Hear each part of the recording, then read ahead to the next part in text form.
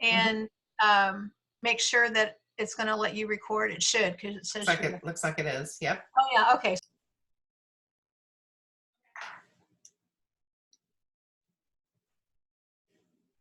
So go ahead. Go ahead. Okay. You're on. Cool. Hello, everybody. Good to see y'all. I'm so excited to be here. My name's Douglas Manuel, and I'm a poetry faculty member. So can y'all hear me all right? We all to the good? Yes? Somebody let me know in chat. Okay, cool. I'm going to push the timer right now.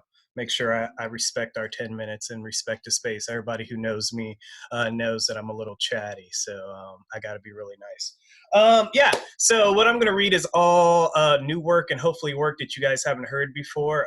It's getting to the point now to where, yeah, I'm really tired of reading from Testify, and I imagine you guys have already heard it. And I'm also going to try to read some stuff that you guys haven't heard from Trouble Funk, my next book that'll be coming out here soon. Just finally finished it all up. So yeah, gonna try to give you guys some fresh stuff. All you need to know about this project is it's that the speaker of Testify is imagining the world in which his parents got together. My parents got together in the early 80s and late 1970s. My dad was a DJ, so every poem is titled after a song he liked to spin. So shout out to everybody who want to look up the song titles. Totally going to put out a playlist that goes with this as well. And you guys have heard a lot of this. So yeah, I'm going to start, I think, in the second half of the book to make sure that I'm reading stuff that y'all ain't heard before. So I think that's all we got to say. And we're at 8:50 now. So let's roll for 10 minutes, my dear friends. This first one's called Toast to the Fool. They would kiss as if each other's mouth was the cure for a disease they both had for so long they forgot they had it. A disease no doctors could spot, a sickness that was beyond the eyes of their cousins, their aunties, their uncles, their grandmas, their grandpas, the mamas. They both didn't have no daddies. They would kiss as if it was the last thing they would ever do with their lives, as if the horns of the inn were loud in their ears, as if the ground was shifting below them, about to take them under forever. They both could always see the end of things, the lastness of the last always, the way it's always chasing you when you're black, that shadow always chasing you, always at your back. A dead daddy is a long, long, long song. They both know the lyrics. They would kiss as if they were free, as if the color of their skin didn't draw a target around their bodies, as if the law couldn't make them crawl, as if the police with their guns drawn wouldn't fire down, fire down, fire down. They would kiss. They would kiss. Let's hope that this kiss is enough, is enough, is enough. It's never enough. This one's called Stop, Look, Listen to Your Heart. Denise's ears had always heard talk of wars, the Korean War. Why Uncle Cecil don't walk good and can feel the rain coming. Why he hears voices only when the dog hears them and peers out looking back and forth. Why he stares into the black evening sky. Why he burned his whole house down because he couldn't put that cigarette out. The Vietnam War. Why everybody, well, almost everybody she knows somebody who ain't come back. Her senior year, there were so many funerals. TV showed flag-draped caskets. Denise knew Bobby didn't get high all the time until he came back from Vietnam. The war on drugs. Somebody said something about it at work when they were clocking in. Somebody said Nixon wasn't playing no games. Denise didn't think of Damon and what he was slanging. Didn't think of what TT was, what Dion was, what JT was, what almost everybody she knew was doing. Well, she did, but not for too long. There used to be a war on poverty too. But Lord knows that didn't last very long. All right, we're at the 5-minute mark, y'all. And I hear some of y'all haven't muted yourself. So if you could, please mute yourself. That'll help out a lot with the feedback and everything. All right. 5 minutes in. We won't go to the end yet. Okay, cool. This one's called Let's Straighten It Out. On her lap, bouncing back and forth. He's in an olive and gold little leisure suit. Dama's mama kept him sharp, she would tell him. You never know who you gonna see. Never know who might want to take you. Never. It's a photo. He keeps it in his wallet. Bouncing baby boy. Mama's smile framed by her curtain bangs. A bit forced. Just a little bit forced. Denise wonders if he can see that as she puts it back in his wallet and then throws his jeans into the washer. All right, how we doing? Cool. All right, we'll go here next. Gotta love somebody. A pistol, a razor blade, and a crack pipe.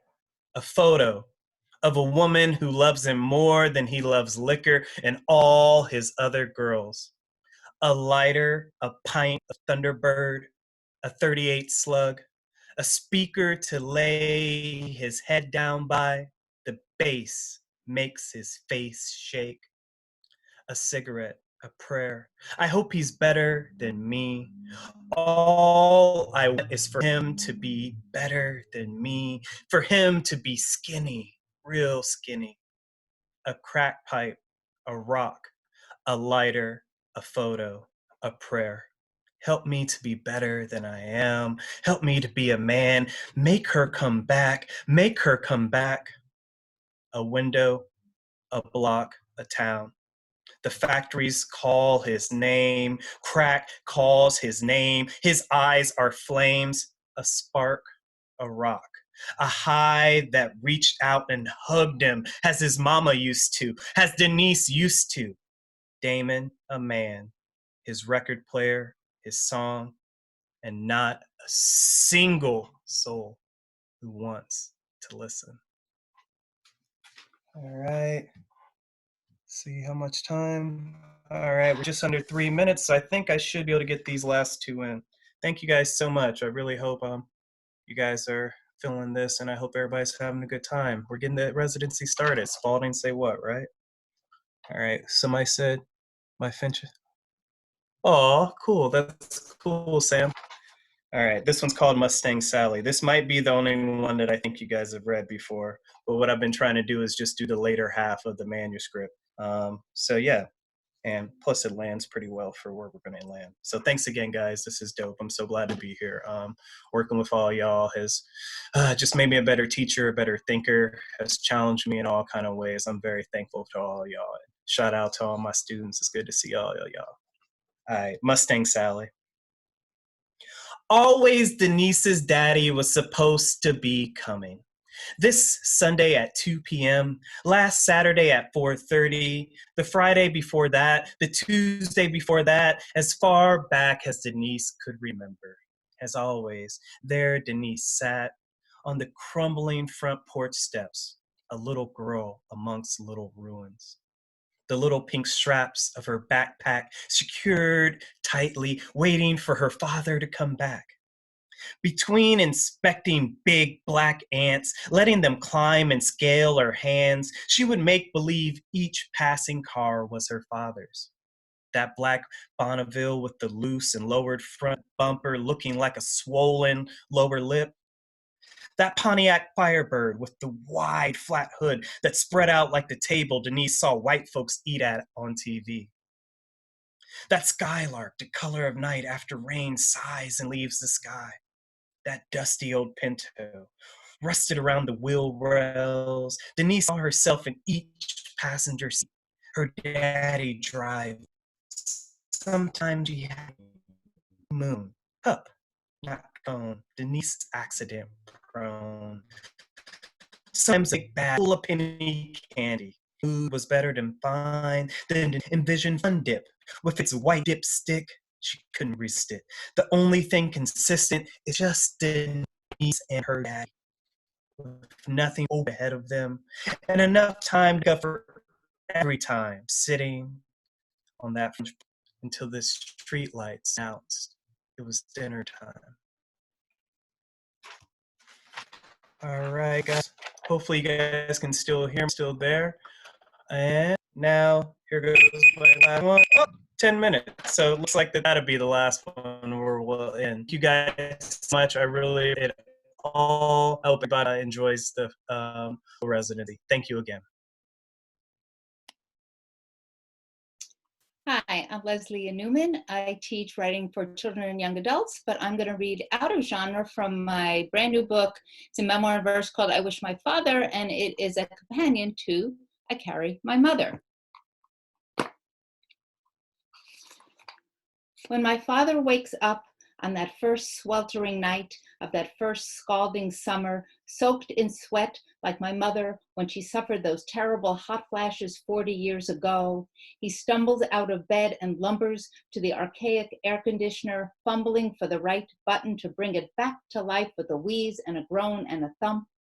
Next, he shuffles across the faded carpet, slides between the worn sheets, and lifts the torn blanket to cover my mother, who will surely grow stiff from the frigid air blowing between them as she had for more than 60 years. Who could blame him for forgetting she had left him and was now slumbering on the other side of town, wrapped in a shroud beneath the stony, stubborn ground? How he missed her old, cold shoulder. So I moved in with my dad for a little while after my mom died, and this is about a shopping trip we took. Yes, we have no bananas. My father croons off key as we stroll through the supermarket. Shall we get some, he asks, a standing joke between us. My father hates bananas, peaches, plums, mangoes, anything mushy makes him shudder in disgust. Remember that time I baked you banana bread? I stop our cart to ask. You loved it until I told you what it was, remember? Really? My father says, impossible. He backs away from the bananas as though they mean him harm. I don't remember. Sure you do, I insist. I put 3 pieces on a plate and you ate them all. It was the summer before I went off to college. My father steers clear of the bananas and pushes the cart towards the deli. Where'd you go to college again? He asks, placing a package of rugelach into the cart. Vermont, I say, removing the rugelach, which is bad for his diabetes. Don't you remember? We drove up and stopped for lunch at that diner in Montpelier, and the one woman working there was seating people, taking orders, cooking, running the register, and Mom felt so sorry for her, she offered to leap over the counter and lend a hand, remember? At this, my father brightens. Ah, your mother, he says, she could have done it. She could do anything. Almost anything, I correct him. There was one thing she could never do. I reach for a bag of whole wheat bagels. What's that? My father asks, genuinely curious. She could never get you to eat a banana. That's true. My father's chortle dies in his throat. I would eat every banana in the world just to see her one more time, he says, and we both fall silent, make fists around the handle of our grocery cart, and together we push on. So my father started having, they weren't really strokes, but they were called cerebral episodes, and this is a poem about that. Heaven can rely on you, sings a chorus of strapping young men in sweet, deep voices that blend inside my father's head. Don't you hear them? He asks, then shrugs, unconcerned about being the sole witness to this tender serenade. He holds up a single finger, signaling, wait, wait. The men have stopped, but then they start up again. Gouda, Gouda, Gouda, my father sings along. Like the cheese, I tease, trying to make light of this newest delusion. My father frowns, it isn't funny, and cocks his head like a puzzled puppy, trying to make sense of what's being said. The sound, any sound, a precious gift, since he doesn't hear much these days, not the telephone's startled and startling shriek, not the blasting TV's blathering newscaster, not the neighborhood dog's insistent, sharp, bark, not the rain's hard hammer against the sliding glass door, and not a peep from the little boy who appears at the foot of his bed night after night, his eyes as blue as my father's before the cataracts floated in, 2 puffy clouds across his morning sky. Who is he, Dad? I ask. My father shrugs, then lifts his finger again. Yes, dear, he says. I will, dear. He looks towards my mother's chair, and out of nowhere, I hear her too, her voice the weak whisper of that terrible last day. Don't worry, sweetheart. She cupped my cheek with her worn, withered hand. There's no problem so terrible that it can't get worse. Gouda, Gouda, Gouda, sings my father, happily off-key, swaying in his seat, his ancient voice cracking like a young bar mitzvah boy's. Deedle, deedle, deedle, zuzza, zuzza, zuzza. So this is a long poem, and it is about going to the neurologist with my dad. The first time we visit the neurologist, he gives us exactly 7 minutes of his time. What's 8 plus 15, he asks my father, who gives me a look I know all too well. What is this guy, an imbecile? 8 plus 15 is 23. My father speaks loudly as if the doctor hears worse than he does. Come on, ask me a real question. My father puts up his dukes and punches the air, eager for a good fight. 8 times 15 is 120. 120 times 15 is 1800. 1800 times 15 is 27,000. The poor neurologist has no way of knowing what a math whiz my father is, how he'd entertain us on long car rides by barking out math problems, or better yet, daring me to challenge him. Hey, Dad, what's 11,327 plus 10,695, I'd ask. 22,022, he'd say in a second, waiting for me to work it out in my notebook. He was always right. Hey, Dad, what's 1,000,000 plus 1,000,000,000, I'd ask, searching my brain for the biggest number in the universe. 1,000,000 trillion, he'd answer. Hey, Dad, what's 1,000,000 trillion plus 1,000,000 trillion? A bazillion, he'd say, shaking his head so fast his cheeks turned to rubber and I'd crack up. If only we were laughing now, but the neurologist is not amused. He leans forward to study his puzzle of a patient. Where were you born, he asks. Brooklyn, naturally, my father says, as if the doctor should know that anyone who is anyone was born in Brooklyn. What did you do for a living? My father sits up a little taller. I'm an attorney, still practicing. The neurologist looks to me to confirm that either this is true or my father has gone bananas. Yep, I say, hoping to convey that this is a real problem. The neurologist does not catch on. Who's running for president, he asks my father, who is now convinced that the doctor is completely bonkers. Hillary and that son of a bitch, he bellows, causing the 2 receptionists from out front to break into peals of squealing laughter. He's fine. The doctor leans back and glances up at the clock to let me know I've wasted enough of his time. He's great. Take him home. My father is already out of his seat. But what about his delusions, I ask? The men singing in his head, the little boy at the foot of his bed. The neurologist shrugs. Old people have delusions, he says, pulling open his file cabinet's top drawer, clearly done with me and my father, who is already out in the waiting room, waving my coat by the shoulders like a matador taunting a bull, then hustling me down the hallway. Come on, let's go, shake a leg. Clearly, we have more important things to do than deal with this nonsense, and this doctor, who I know my father thinks is a real nut job, I will never again agree to see, not next week, not next month, not in a bazillion years. So, you know, my mom said things can always get worse. This is what happened. It was not a stroke of genius. It was not a stroke of luck. It was a stroke of misfortune that befell my father, leaving him crumpled at the foot of the driveway next to the garbage, waiting all morning to be picked up. My handsome, elegant father, in his freshly pressed gray wool suit, starched white shirt, easy on the collar, and cranberry juice-colored tie, wearing the cufflinks shaped like subway tokens I bought him for his birthday, and spit shiny black Italian leather shoes, freshly showered, cleanly shaven, fingernails carefully clipped and buffed, smelling of ivory soap, Old Spice, Brill cream, Listerine, and Arid extra dry, holding his monogrammed leather briefcase by the handle, off to work at 8 in the morning, returning at 7 in the evening, 6 days a week, 4 weeks a month, 12 months a year, for more than half a century. My handsome, elegant father, now dragging an IV pole through the hospital hallway, barefoot, grizzly-chinned, hair like Albert Einstein, sweaty and stinky, wearing a sky blue Johnny dotted with tiny tumbling teddy bears, the back flapping open, every string untied. And I will end with the last poem in the book. My mother is at the bridge table with Loretta, Gert, and Pearl when my father finds his way to heaven. Sit down, dear, she says, patting the seat beside her and barely looking up from the hand she's been dealt. The game is almost through.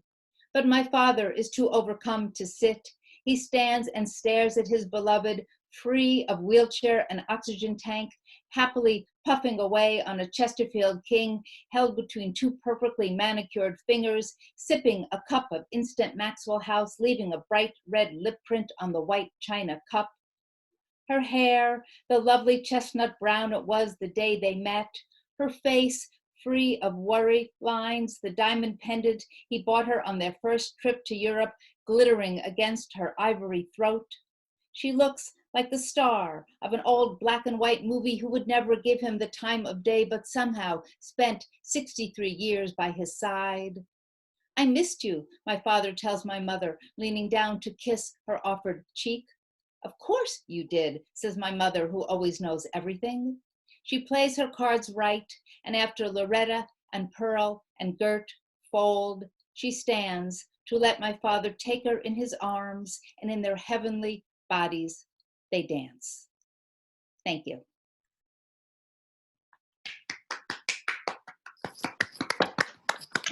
That was absolutely beautiful. That was absolutely beautiful, and I hate to follow all of those, especially as the new person in the program. But to continue the theme with parents and children, I'm going to read an excerpt from my new book that'll be out in September 21st, when Ghosts Come Home. And all you need to know, this is about halfway through the book when this scene happens. All you need to know is that our main character, Colleen, has lost a child back in Dallas, Texas, where she's moved with her husband. And she's come home to her parents' house on the coast of North Carolina. It's 1984. She's in her mid-20s, and she's mourning this loss. And when this scene opens, she's just gotten into a fight with her mom. Her mom just annoys the hell out of her. I'm sure none of y'all know what that is like. Colleen pulled her mother's car into the parking lot in front of Food Line. Her mother refused to hang a handicap tag from the rear view, but Colleen parked as close to the store as she could. They climbed out and walked across the parking lot without speaking. Once inside, Colleen's mother found a cart and set her pocketbook down inside it. Colleen tossed her pocketbook in as well. Is there anything you want? Her mother asked. Nothing comes to mind, Colleen said, but I'll look around. And with that, they were off in separate directions, each one burning with anger and perhaps a little embarrassment from the turn their conversation in the car had taken. Colleen found herself on the breakfast aisle, and her eyes scanned boxes of cereal, Pop-Tarts, instant grits, and oatmeal as she walked toward the back of the store. She'd only had dry toast for breakfast, and her stomach clenched at the sight of some of the sugary offerings. She's also a little hungover. Her headache now squeezed at her temples and narrowed her vision, and she found her forehead sweating and felt her neck grow flushed. When she reached the end of the aisle and turned left around another, she spotted a woman at the far end pushing a young baby in a stroller. Colleen recognized her immediately. It was Myra Page, a girl she'd been friends with in high school but had hardly seen since they both left home for college. Myra didn't see her, and Colleen stood for a moment, watching the baby in the stroller, which looked to be a little boy. He was chewing on something as if his teeth hurt, and Colleen thought of the Brazelton book and tried to gauge his age, but something in her stomach turned, and she suddenly feared that she was going to vomit right there on the floor. She spun away from Myra toward the meat counter, where great slabs of steaks and ground hamburgers sat on crushed ice behind thick glass. She tried to remember the layout of the store, to recall where the restrooms were. She scanned the back wall for a sign, and then she saw it on her left. and made a beeline for it. Colleen was barely able to close the stall door and lift the lid of the toilet before the morning's coffee and dry toast and whatever remained from last night's dinner left her stomach in a weak brown stream that trickled into the toilet. She coughed, spit what was left of her mouth into the water. She flushed the toilet and grabbed a fistful of toilet paper and dabbed at her face and neck. She opened the stall door and walked to the sink. She ran the water and splashed it over her face, cupped some of it into her mouth, swished and spit it out. Her pale face stared at her from the mirror. She winced at the dark circles under her eyes. Her blonde hair still looked damp where she'd pulled it back in the stubby ponytail. Her pocketbook had remained in her mother's shopping cart, and she didn't have anything with her. No lip gloss, no blush, nothing to improve what she was seeing before. She pinched her cheeks to bring color back into them, gave them a few light slaps. She opened her mouth, smiled gruesomely at herself. Outside the bathroom, Colleen saw that Myra Page had reached the end of the aisle, and now she was standing by the butcher's counter, a woman beside her. To her great horror, Colleen discovered that the woman with Myra Page was her own mother, and she was holding Myra's baby in her arms, her fingers clasping the teething toy and passing it in and out of the baby's mouth while its flathing arms tried to reach for it. Myra and her mother were both laughing. Both women looked up and saw Colleen at the same time. Her mother smiled a smile that looked like elation to Colleen. Myra simply waved as if she and Colleen were still girlfriends. Myra, as if remembering or intuiting the great upheaval of Colleen's life, cocked her head to the side and looked at Colleen as if she were a child. "And how are you?" she asked when Colleen was close enough. "You're in," she paused as if trying to remember something. "Texas, right?" "Yeah," Colleen said. "Dallas. My husband took a job there." "Wow," Myra said. "I bet it's really beautiful out there." "It's nice," Colleen said. She tried to smile, tried to keep her eyes off Myra's baby boy. "It's growing on me." "Well, now she's home visiting her mama," Colleen's mother said, rocking her body and the baby from side to side at the word mama. She laughed a little and looked at Colleen. Her face changed. "Are you okay?" she asked. Colleen nodded her head and did her best to smile. "Honey, did you just throw up?" Colleen was crying by the time they made it out to the car. Her mother sat in the passenger seat while Colleen lifted the paper bags full of groceries into the trunk. When she was finished, she slammed it closed and left the cart where it was. She pulled her shirt sleeves over her hands and wiped her eyes, and then she opened the driver's door and climbed inside. She started the engine and backed out of the space without looking at her mother. "I'm sorry," her mother said. "I don't know what I was thinking." "It's okay," Colleen said. She sniffed, wiped at her eyes again. "I wasn't thinking at all," her mother said. "I just saw Myra, and I didn't think a thing about holding her baby. I just forgot." "Forgot what?" Colleen asked. They had come to a stop at a red light before leaving the parking lot and turning onto Beach Road. "Forgot that I was with you? Forgot that I lost my son? Forgot that you lost your grandson?" "I don't know, Colleen," she said. "Maybe for a minute, I forgot to be sad." Her face broke and she closed her eyes. Colleen knew she was fighting tears. She had rarely seen her mother cry, and seeing it now surprised her. Colleen reached out and closed her hand over her mother's. "It's okay," she said. "I'm not mad. I'm definitely not mad at you. I'm just sad. And I know you are too. It just is what it is." The light turned green, and Colleen eased onto the gas and turned out of the parking lot. They rode in silence for a moment. "I shouldn't have held that stupid baby," her mother finally said. Colleen smiled a little, looked over at her. "It did look stupid, didn't it?" she said. Her mother smiled too. "Yeah, it did. It looked pretty stupid." Colleen laughed. She reached for the radio. "Stupid baby," she said. They left the radio on once they crossed the bridge and returned to the island, and Prince's song When Doves Cry played while they drove up and down the gridded streets, leaving campaign leaflets in people's mailboxes, the cold and frozen groceries almost forgotten in the trunk. And they talked, really talked, about Scott's new job and how much he was gone, about her mother's uncertainty over whether or not she wanted Colleen's father to take on another term as sheriff, about the airplane and what it could mean for her father's reelection, for the investigation into Rodney's death that would now take so much time. Colleen wanted to stay here in the car with her mother, their windows down, the radio on, their conversation moving freely and loosely between topics that were connected by memory and shared history and kinship. But they had the groceries to unload, and Marie had a round of medicine due with her lunch, and so Colleen was forced to point her mother's car toward home. The phone was ringing when they walked into the house, and Colleen, carrying a bag of groceries in each arm, walked into the kitchen and set them down on the counter. She answered the phone, immediately recognizing the man's voice on the other end. "Hey, girl," he said. It was Danny Price, her best friend, and also the first boy she'd ever slept in bed with, the first boy she'd ever danced with until she was certain they dropped from exhaustion or exhilaration, the first boy she'd ever seen stare at himself in a rearview mirror while applying mascara outside the Pterodactyl Club in Charlotte, strobe lights flashing on the other side of the building's nearly blacked out windows, the music pulsing through the walls and into their chest. They had just turned 18, and as Colleen had watched Danny swipe the makeup wand across his eyelashes, she realized that she had never felt freer or more certain about her freedom at any other time in her life. Now, all these years later, Colleen smiled, turned, and leaned her waist against the counter. "I was wondering when you'd call," she said.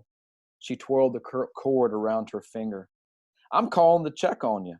Myra Page says you threw up at the Food Line." Thank you. Debra?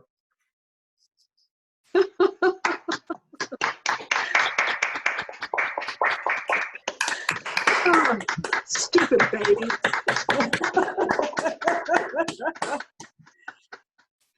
I'm Debra Cantine, and I'm on the poetry faculty, and I'm glad to be here during the residency that marks the 20th anniversary of this program. I better set my timer. Wondering which our book in common is Ahab's Wife, a novel that for me breaks open the frame of tradition from within it. Can you hear me? Can you hear me? Yes, we can. Yes. Okay, just making sure. That's the big problem with me being. Anyway, I'll be reading 4 poems in a prose piece straight through, but I want to hang a few things in the air as significant context. One is San Francisco's Chinatown and the Housing Authority, tiki torches and aloha shirts, Chanel Miller, Queequeg, and Don Belton. In his youth, the late Mahmoud Darwish had written poems that led to his being regarded as an unofficial national poet. But at 60, after 2 surgeries for a heart condition, after returning to Ramallah, and shortly after his office had been ransacked yet again, asked about his writing, Darwish said, "I will continue to humanize even the enemy." It's a kind of touchstone for me. Confessional. If you're holding the charts that map out the constellations while looking to name a few stars, say Altair, Vega, Aldebaran, or if you're searching for cartoonish explosions for remix or parody on the screen, maybe this isn't for you. I'm serious. I've been told I'm too serious. Sorry. In truth, I don't mean I'm sorry. I just want an unlocked gate to swing on the hinge of those words. When I say I put down my cat last month, I'm not talking about talking. I mean, I shut the gate. I mean, at 4 a.m, I woke to the sound of distress. Slow after 19 years, I did finally learn to hear it and held him through his seizure, a fissure the self he was slipped through. After which, for him, all of life was refusal. I called the vet. I put him in the carrier I called the death car after I put down my other cat to own my actions. Don't ask me to name my cats. If you're still with me, perhaps you're thinking, Christ, they're just cats. Well, after the fact, thought said, some of the onlookers and virtual onlookers watching two women putting each other down. Cat fight. Bitch, one woman had said. Fuck you, you're stupid, the other repeated. And then the first punch, then clawing and a prying loosed. Christ, it's just a seat. It's a seat on the bus where the people go round and round. If you were listening, I think you know what I mean. Perhaps it's why we're unapologetic. I know I'm being a hypocrite. This is a virtual sound of grief turned grievance, and that is my grief. The last gasps rattle a body. I know. Remember my cat. Rumor has it departing souls, like the hottest stars, burn blue. In the language of fists, it's red, a cheek, flames red. It's a sorry sight. Sorry, I'm saying. Sorry. Patsy the Moon and the Limits of Nostalgia. Love You to Pieces meant me, meant I fall to pieces. A song first thought too country, or not a man's song that in the studio after Patsy's fourth take had every grown man bawling. It was something Owen Bradley knew. That's the one. Remember? To the moon, Jackie would say to Alice, pointing a finger, or an uppercut. Pow. Funny, isn't it? You're over the moon now, and here I am, again, waxing nostalgic. Game. Thy spirit ebbs away from whence it came, becomes diffused through time and space. Herman Melville from Moby Dick. Guided by lines on two sides and below, inside the frame, edging the water back and forth, eyes poking out, a frog's slow going, once going the length of the pool, or chest to prow, the finesse and grace of a stroke among competitors called the fly. It jewels the surface, arms turned oars, its dolphin kick. Sorry. Along the far wall, belly up, a body pulling forward, steering blind, at speed the risk, a broken wrist. Then moving on to none of the above, the freestyle. Whether for fame or health, in the pool the stakes are really the same. Consider Pip adrift, no boat in sight, no shore, 3 minutes become eternity. As he keeps his head above water, the sea avers its power to seize, alter, occupy his mind. This is called Senbazuru. Naomi hadn't been in a craft store like that one since starting graduate school. The dingy fluorescent lighting reminded her of Woolworth's. To get there, she'd have to cross the tracks to the other side of town, a thought that made me shiver. She'd moved past the furniture at the entrance and started to walk along the perimeter, looking down the aisles. Plastic flowers and natural grasses, knickknacks, baskets, frames, yard goods, and yarns, where she paused to touch bolts of fabric and turn a pattern rack. More home decor, beads, where she came to a full stop near the end cap. It wasn't a velvet-covered ring holder she saw, but a black-gloved hand, or maybe a black hand.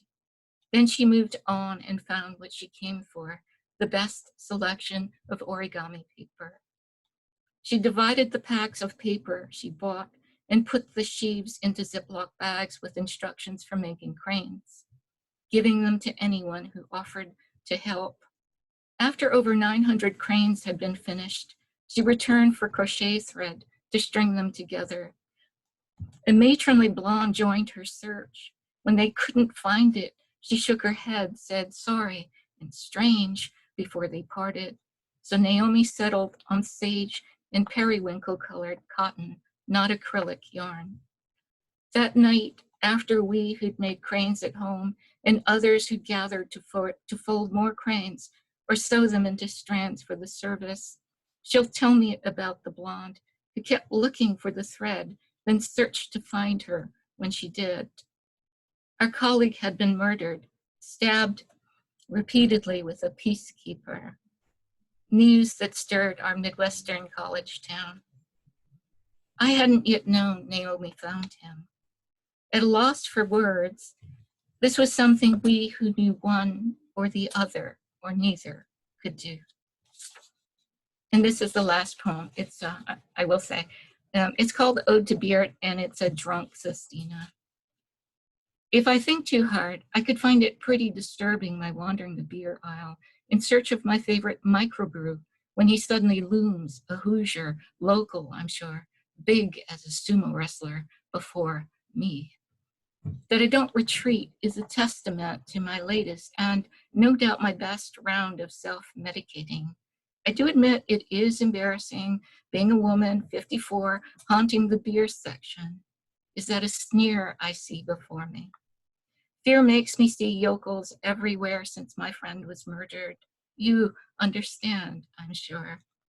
I'm looking for Robert the Bruce, I say. 3 Floyds out of Munster, ask him to check. Tell him I was really hoping to be global, buying local. Together we walk the aisle and then he says, wait, and I follow him to the end cap. He's now nearly on a mission. He's now clearly on a mission. He disappears, reappears, offering alternatives. As if touched by a godmother's wand, poof, this guy turned aficionado, talking, nay cooing about the hops and body and sweetness of craft beers. Whoa, you're serious, I interrupt. He blushes. In strictest confidence, I tell him my granny bootleg sake to get the family through the war years. About then, Procol Harum's one hit starts piping in. Another oldie full of the heady infusions I now only sometimes long for. He talks me through brews from Oregon to Massachusetts, which brings him around to his own favorite from Texas, which happens to be on sale. My guess is he likes the idea of this old world beer as much as the beer. My guess is I won't like it. But that's not the point anymore. You know, Shiner Bock isn't Scottish. And yet I've called him out and he has answered with a guarded hopefulness I find disarming. I hope you like it. At home, before I crack open the first of the 6-pack, I'll Google Shiner, learn something about the Texans who craft it. With beer, at least, I tell him as I leave, it isn't forever. Thinking maybe he isn't strictly local after all. You just never know. Glancing back, he says, that's the spirit.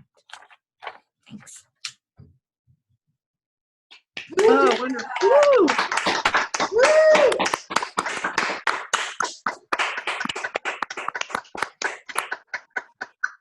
Synthia. Yes, I have people reading with me. I'm Synthia Williams. I'm working in the playwright department this year. The piece you're about to see is called Domestic Damages. It's a work of fiction with true stories woven in. It's the result of a grant that I got that allowed me to interview women who were living or had lived or had died. I spoke to their families. And it was a result of domestic violence. So I'm gonna get started because I don't want to use all the time. All right, and action, if everyone is here. So you have no idea why you stayed? Oh, I had all the normal excuses. I had 2 little girls. I believed my daughters needed their father. Then fear, low self-esteem, guilt, nowhere else to go. What would my family think? What would my friends say? The reason depended on the day you asked me. Okay, that's a good place to begin. The question, why are you staying? Or why did you stay after he hit you the first time? Carla, you asked me, so now I'm asking you. I'm not ready yet. Ask someone else. I'll answer. Okay, Giselle. I truly had nowhere else to go. I had no skills, no way to support myself. No children, no friends, no family here. My English was not very good, so I couldn't ask for help. I took my beatings for 36 years. Oh, my God. My husband was beating me, and he had a heart attack. He died at my feet looking up at me. The last thing he said to me was, "Call the ambulance, you useless bitch." Oh, Francis. I can't leave. I tried running and hiding, but he always finds me. I'm just convinced him to let my daughter stay with my mother. Him abusing me was taking a toll on her. Her grades were slipping and her teachers were beginning to ask questions.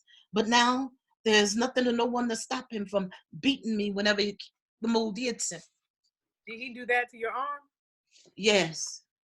And this. And this. We need to get you to a doctor. No, please, I'm okay. You can't just let him beat you like that and not do anything about it. You don't understand. You damn right, I don't understand. No judging. We are not here to judge. That's not my intent.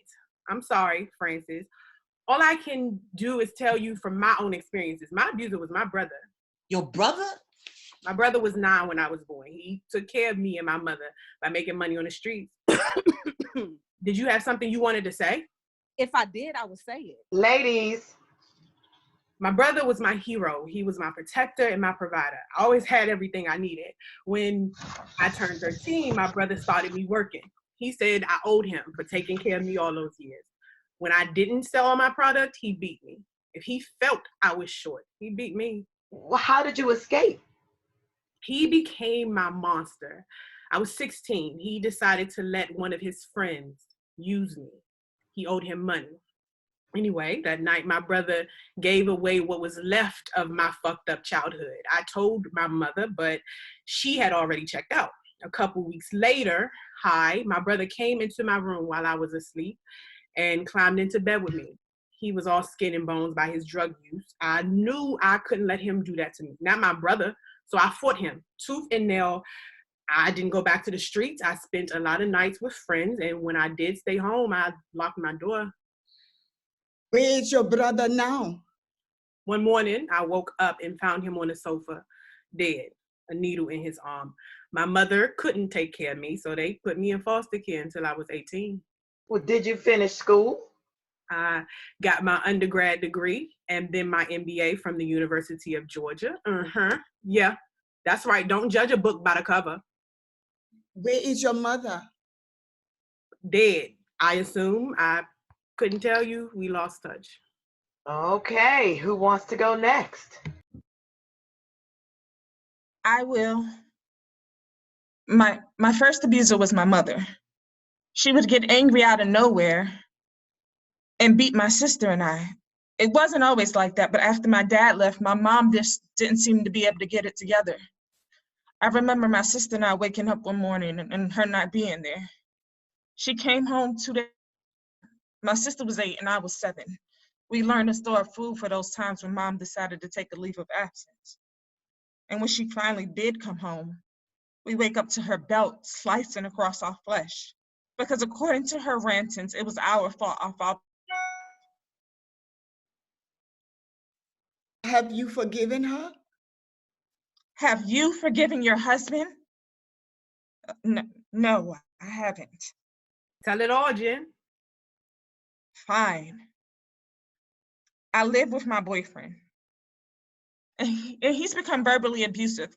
I mean, he's not hitting me, but his actions are becoming more and more erratic. He's threatened the lives of my students and my friends. Very graphic threats. You know, he said all the right things when we met. We wanted the same things, and I thought we were going to build a life together. Have you gone to the police? Yes. They can't do anything. Foolishly, I let him put his name on a lease. He hasn't hit me, and I can't prove his threats. Okay. Carla? I really shouldn't be here. None of us should. No, I mean, I know things are going to get better. My husband has a really stressful job, and his team, and his company isn't doing so well right now. Cut the crap. Well, we all know who you are. Maybe not specifically, but you are the wife of some pro athlete. The purse, the shoes, the clothes, and a stuck-up attitude gave you away. Tab, please. Now look who's judging the book by the cover. Don't come for me. You've been judging us all since we walked through that door. I have not. Yes, you have. Admit it. Tell one damn truth before you walk out that door. You don't understand. This is not how I saw my life. How did I get here? You know, how can someone profess to love you and then beat you, leaving you wanting to die? How? I've been in love with this man all of my life. We started dating our freshman year of high school. His team is in last place, and there are rumors about him being released at the end of the season, and he's not ready to leave the game. And I can't discuss it with him because he winds up hitting me. Then when I don't say anything, he accuses me of not caring and only being with him for the clothes, the shoes, and the money. And I still wind up being his personal punching bag. But he is always careful not to hit me in my face. Do you think the beatings are going to stop after the season is over? No, see, I don't want to give you all the wrong impression of him. He's a good man. It's just, he's in a bad place right now, and his career and everything he's worked for is on the line. He's stressed. That may be true, but that doesn't give him the right to hit you. Yes, but nothing. You have leverage now while he's still playing. Walk away and get what you can while the money is still coming in. Don't you get it? I'm not in it for the money. I truly love my husband, and I don't want to leave him. Okay, I can accept that you think you love your husband, but does he love you? Would he beat you black and blue because he loved you? Girl, you better love yourself, and you better save yourself, because he can't love you if he's the one that's killing you. I couldn't leave. I was a child. The abuser was my father. He never hit me, but I watched him beat my mother more times than I can count. But he never hit you? The occasional childhood spanking, that's it. Oh, then you didn't have it so bad. No? What kid, a little girl, watches her mother beat to a bloody pulp more often than not and is okay? In what world? Just because he wasn't hitting me doesn't mean I walked away unscathed. The awful, degrading things I saw him do to my mother still gives me nightmares. He took away her dignity, her self-respect, her ability to make her own choices. And I had a ringside seat for all of it. I'm sorry. And scene. Wow. Wow. Hey. Brava. Brava. Brava. Brava.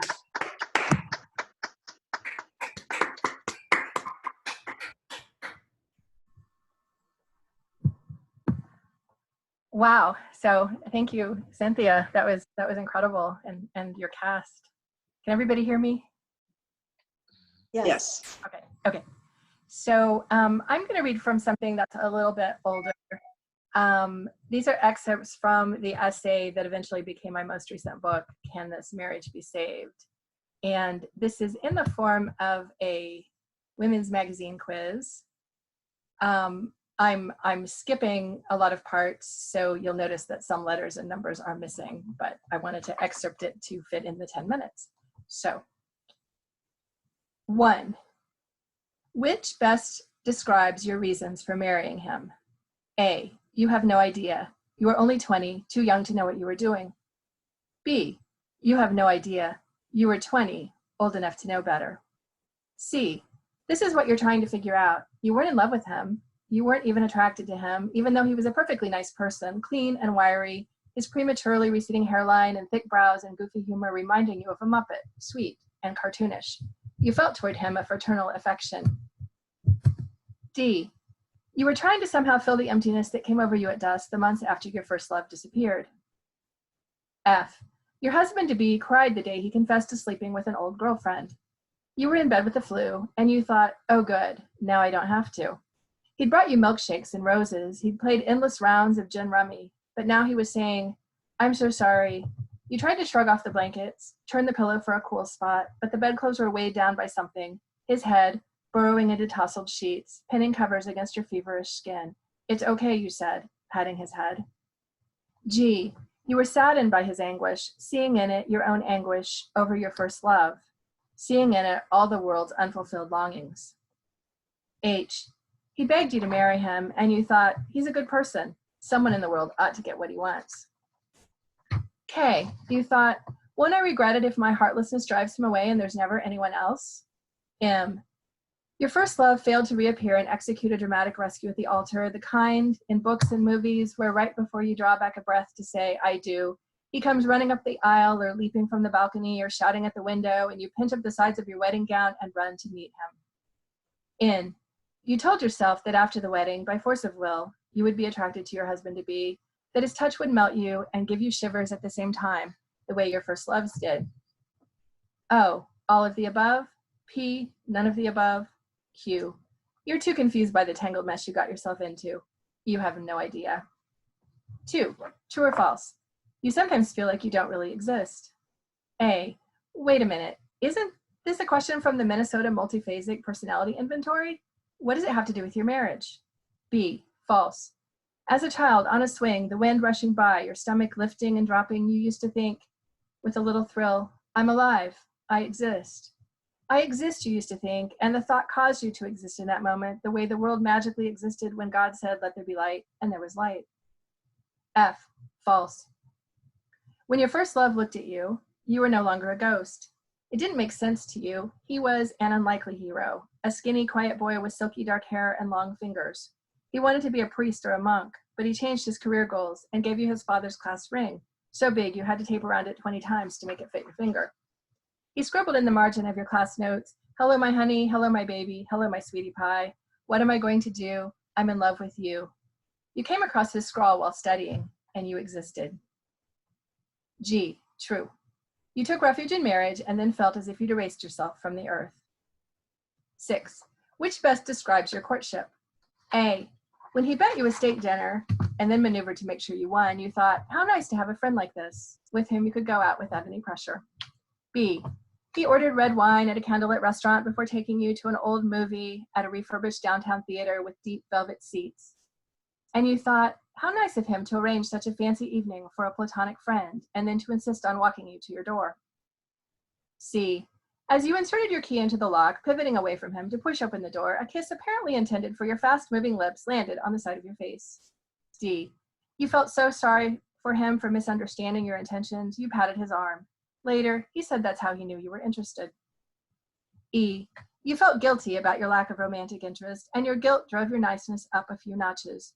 Soon you found yourself with him at a Halloween party, dressed like a devil, in cardboard horns and a red jumpsuit. Soon you found yourself in a car, making out with your husband-to-be, who wore a nun costume. And although it all seemed pretty weird when you caught glimpses of your chin or forehead in the rearview mirror, your transparent self in the window, you thought, that girl looks like a normal person, making out with a guy in a VW Bug with fake fur bucket seats. 8, why have you stayed married all these years? A, when you walked down the aisle on your father's arm, all the guests were tittering. Your husband-to-be stood before them in a tuxedo and high-top sneakers, dyed black. You told yourself that you loved his humor, even if at that moment he was too busy scanning the audience, enjoying his joke, to watch you. You felt unreal anyway, as if you were only masquerading as a bride. Later, you and your husband cut the cake, and you threw the bouquet, which bounced off the low ceiling, uncaught. And then the skies opened and everyone clapped and cheered because rain on the day of a wedding was good luck. Secretly, you felt beyond the influence of luck, unreal, like a character in someone else's story, speeding into an unknown dark future. You stared at your bright little star of a diamond and remembered from astronomy class why it was impossible to travel faster than the speed of light. Something about gaining mass the faster you went, slowing yourself down. But if you didn't rush ahead, accumulating the weight of all of your regret, who knew where you would find yourself?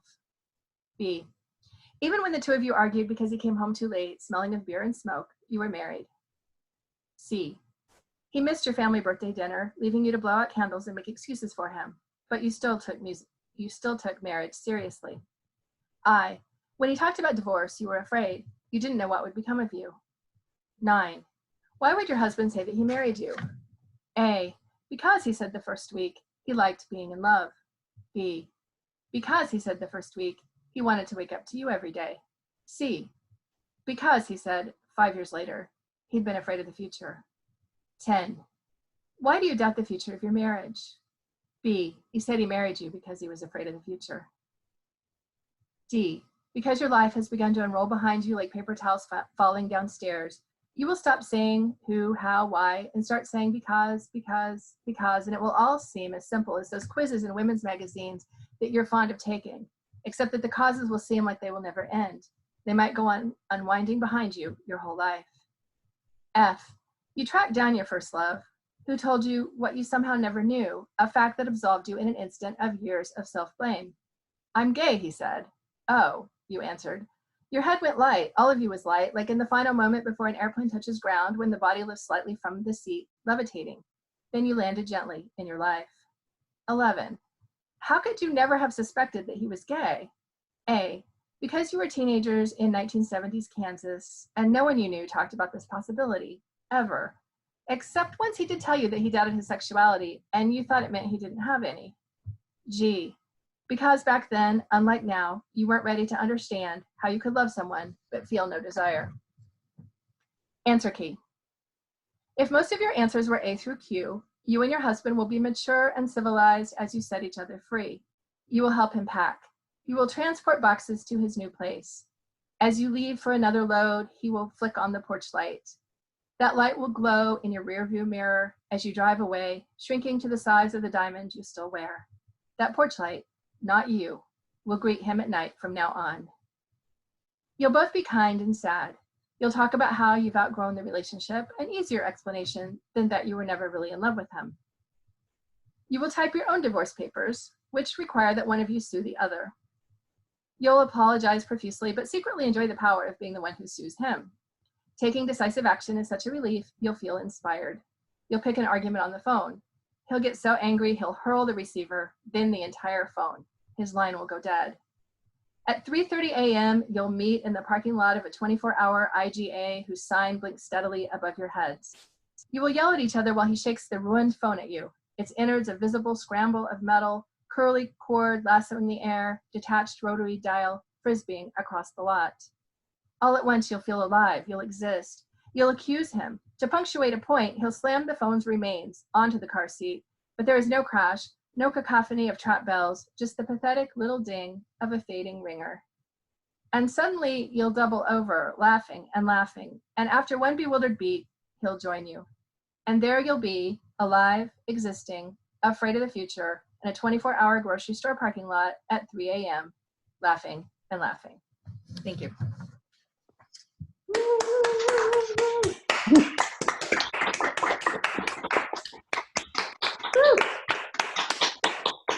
Wow. You all are tough acts to follow. Before I begin, Andy, I just want to confirm, do I have screen sharing abilities? I think I do, but I just want to make sure. I think so. Cool, we're going to try it. If it doesn't work, I have a backup plan. Awesome. Okay. Hi, everyone. I am Gabriel Jason Dean. I'm part of the dramatic writing faculty. It's my 9th year on faculty here. I can't believe that. Keeping in the theme of writing the personal and playing with form, tonight I'm going to be presenting a piece from my play that's actually currently running at Luna Stage in New Jersey. The piece is called #Rift, and actually I'm going to put something in the chat here. You can actually participate in it. Give me 1 second. /more. There we go. At this website, lunastage.org/rift, you can sign up to be on the next block of tickets that are going to be released. It's sold out at the moment, but they're going to release another block of tickets. And also, if you want to buy things that I wrote, you can do it through my website there. Because dramatists aren't on, we use boutique publishers, so you won't find us on Bookshop, unfortunately.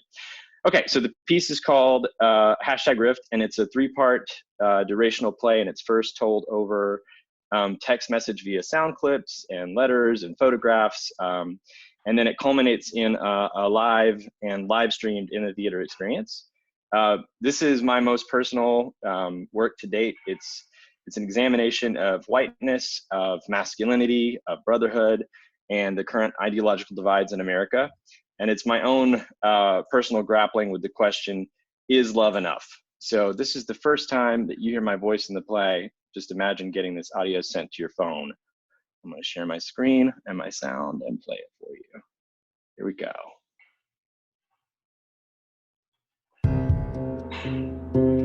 Can you hear that? Yes, we can.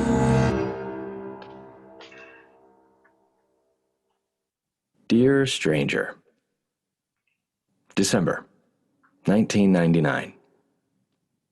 I'm a small town freshman on scholarship at a rigorous liberal arts college that my folks definitely can't afford. The students here all joke that the buildings look like Hogwarts. I never say this to anybody, but the truth is this place makes me feel a little bit like Harry Potter. A fish out of water, lucky enough to escape his troubled past. A fish who's now learning how to breathe on this new dry land. This is a moneyed world, and I don't yet understand its magic, but I want to.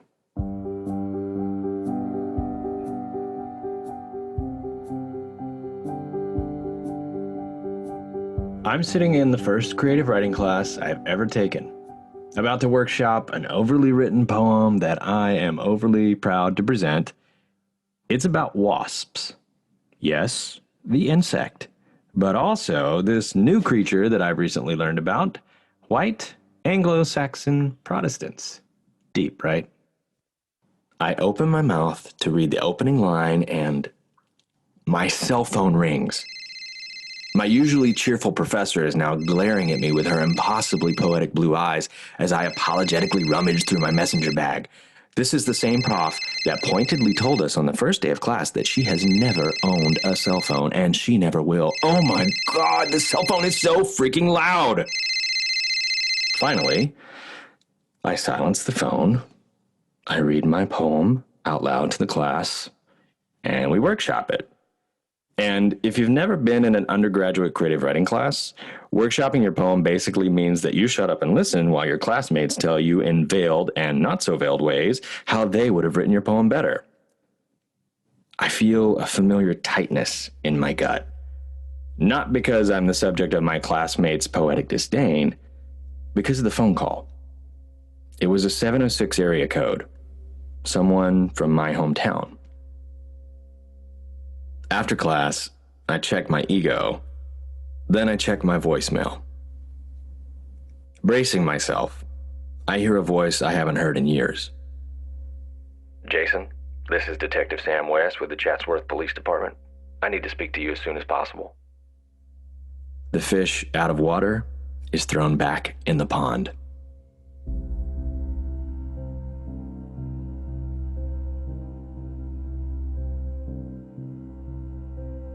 I'm standing in the middle of my college's pristine quad, surrounded by neo-Gothic buildings that impose their promise.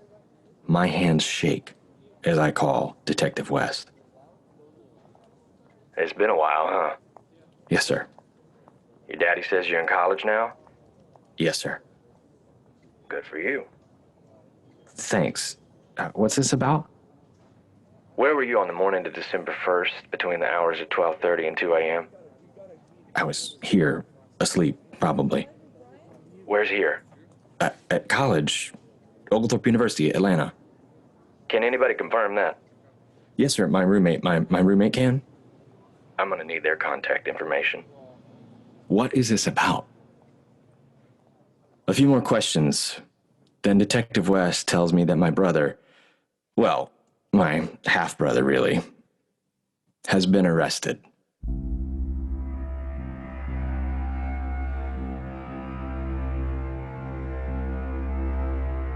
June 14th, 2000. 4 days before his 21st birthday, my brother is sentenced to life plus 40 years for malice murder, and a handful of other charges, including burglary and armed robbery, criminal attempt to commit armed robbery, conspiracy to commit armed robbery, and conspiracy to possess marijuana in an amount greater than 1 ounce. The only felony charge he beats is aggravated cruelty to animals. That was 21 years ago. For exactly half his life, my brother's been in prison. And in December of this year, he'll be up for parole. My name is Gabriel Jason Dean. I'm a playwright. And this is a mostly true story about my brother and me.